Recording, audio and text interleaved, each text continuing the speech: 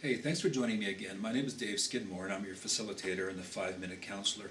This particular series is entitled How to Thrive and Survive as an Oilpatch Family. So these little video bites are kind of incrementally set up in such a way that you might be able to take each one, write a couple of ideas down on a piece of paper, and get in some honest communication and conversation with your family and loved ones so that you can really come at this thing in a much healthier way.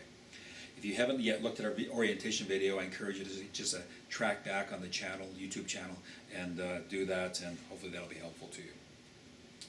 Today, the title of this video is FaceTime, and this is about communication. As I just said to you, you probably already picked up on this. A lot of these videos have to do with communication. I mean, I can't tell you how to live your life, and nobody else can do that. You have to sit down with those folks in your life, your husband, your wife, children, and have some real hard conversations about how all this stuff plays out. I'm just giving you some ideas about how it played out in the lives of other people, both bad and good, and what seems to work for them. One of the consistent things that I heard from healthier couples and healthier oilpatch families, was a need for daily communication. This was a big deal, where every day mom and dad or husband and wife would communicate, a lot of times using the newest technologies in FaceTime or Skype, if that was possible. If that wasn't possible, a phone call. And sometimes the length of those conversations varied depending on how tired people were and how circumstances were, but it always seemed to happen.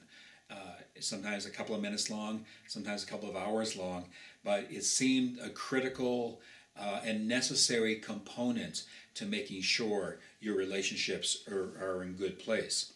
So let me unpack this for you a little bit. As I said, communicating, talking every day, not just talking about how things are going in terms of whether or not the water heater is broken or the car is on the fritz or whatever the case may be. And certainly that was a part of all of these conversations, because that's how we do life together, right? I mean, that's what people in relationships do. But it also involved talking through some feelings and making sure that the other person was emotionally okay, and showing real interest in the life of the other person that you're talking to, and giving some real meaning to this. So, I mean, it's obvious not every conversation will have that kind of feeling to it, but you still need to be able to share in a real way with the other person, and that was a consistent thing.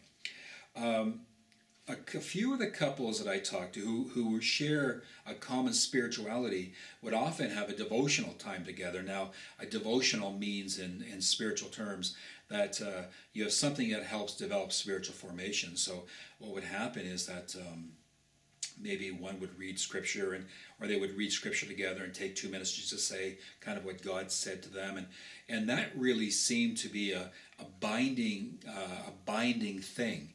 Helped couples to move beyond perhaps more shallow kind of conversations, and they pray for each other, just taking a moment at the end of the conversation to pray that each other's okay. I think that it's just an awesome thing, and most of you would probably feel comfortable with that to some degree.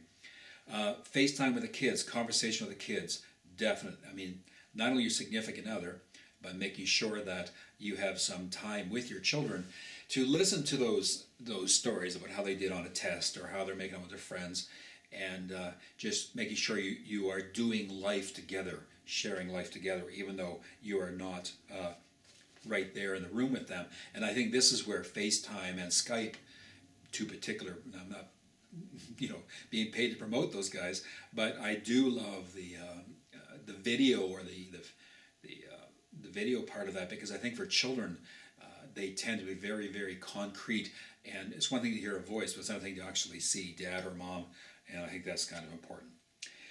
So to schedule this in daily, to make sure that it happens, to get really religious about it and make sure that this is a part, and all of the couples that I talk to seem to be consistent in this, that no matter how tired they were, even if it's only a couple of minutes, they would talk every night and just make sure that everything was okay. So it seems like kind of a thing that I might not need to say, but I think for all of its simplicity, we might overlook the fact that communication is a critical component, if not the critical component, of every healthy relationship. And so just a heads up on that, and I hope that's a helpful thing to you. So we'll see you next time. Thanks for joining me. If you want to contact me, you can do so through Facebook. You can do it through my website. You can do it through email, dcs@echurch.ca. Love to hear from you, and any questions or comments you have would certainly be appreciated and welcome. So thanks again, and you take care. Bye for now.